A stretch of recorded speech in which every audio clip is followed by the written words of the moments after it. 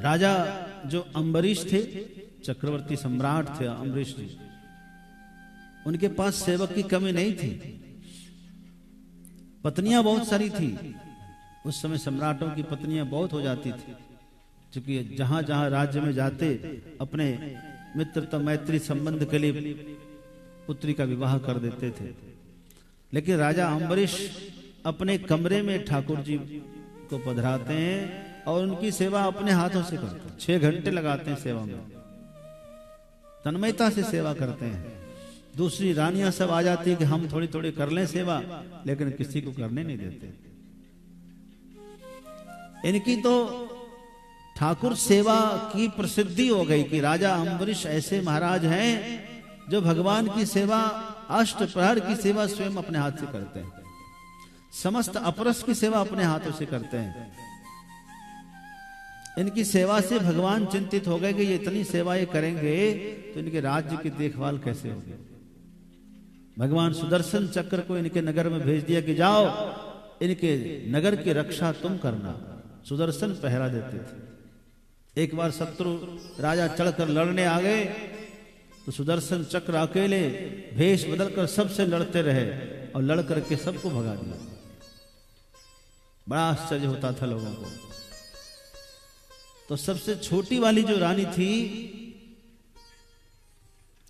अम्बरीश की, वो तो इसी बात पर आई कि मुझे उनके ठाकुर जी की सेवा करनी है, मुझे ऐसे ही पति चाहिए। इन्होंने मना कर दिया था कि नहीं, मुझे विवाह नहीं करना, मेरे पास समय नहीं है।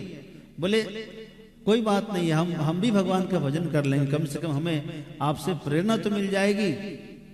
बहुत आग्रह किया, बोले अन्यथा हम मर जाएंगे, कहीं अन्य विवाह नहीं करेंगे।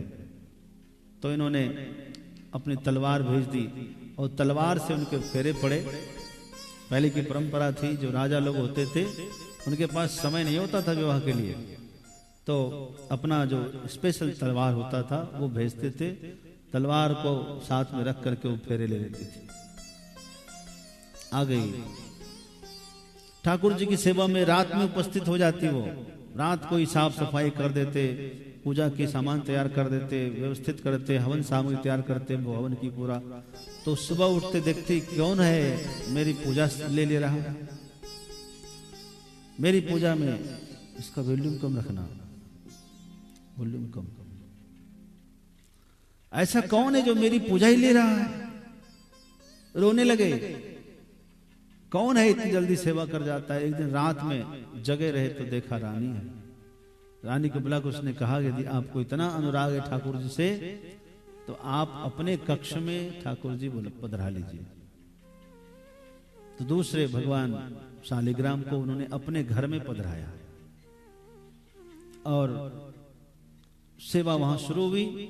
संकीर्तन शुरू हुआ, साधु संत भंडारा कीर्तन जब शुरू हुआ तो कीर्तन की आवाज राजा के पास आई। तो कीर्तन की आवाज से मन मचल जाता, खुद चले जाते। तो इतनी भक्ति अपने हाथों से करनी, भक्ति तो अपने हाथ से करने का ही महत्व है, सेवा अपने हाथ से करने का ही महत्व है। भगवान को भी यही पसंद है।